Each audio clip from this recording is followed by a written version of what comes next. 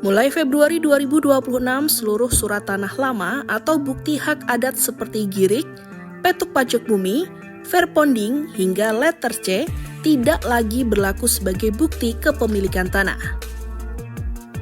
Aturan ini merujuk pada pasal 96 Peraturan Pemerintah Nomor 18 Tahun 2021 yang menetapkan bahwa alat bukti tertulis tanah bekas hak adat harus didaftarkan paling lambat 5 tahun sejak aturan berlaku, yakni Februari 2021. Jika tidak didaftarkan hingga batas waktu tersebut, surat tanah lama hanya berfungsi sebagai petunjuk dalam pendaftaran, bukan sebagai alat pembuktian hak atas tanah. Dengan demikian, pemilik tanah wajib mengubah dokumen lama menjadi sertifikat tanah untuk mendapatkan kepastian hukum.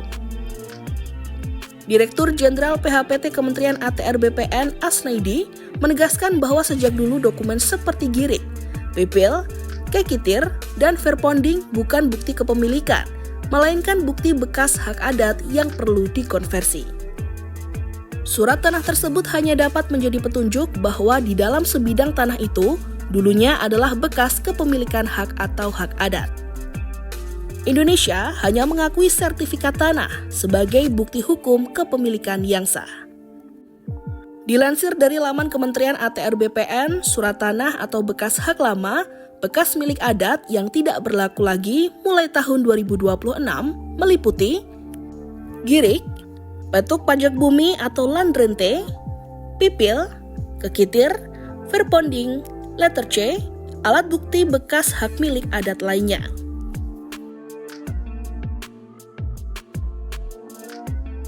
Kepemilikan surat tanah lama seperti girik dan 5 jenis surat tanah lainnya dapat diubah menjadi sertifikat hak milik atau SHM.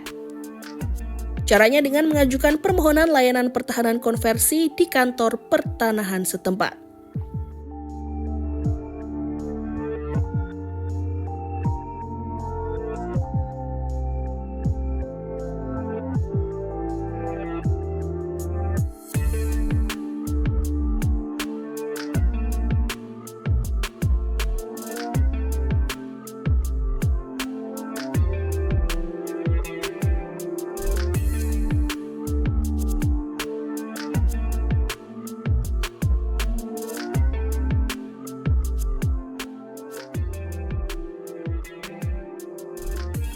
Adapun biaya mengurus surat tanah lama ke SHM yang dibayarkan ke Kantah setempat dihitung berdasarkan luas bidang yang dimohon, fungsi atau penggunaan serta lokasinya.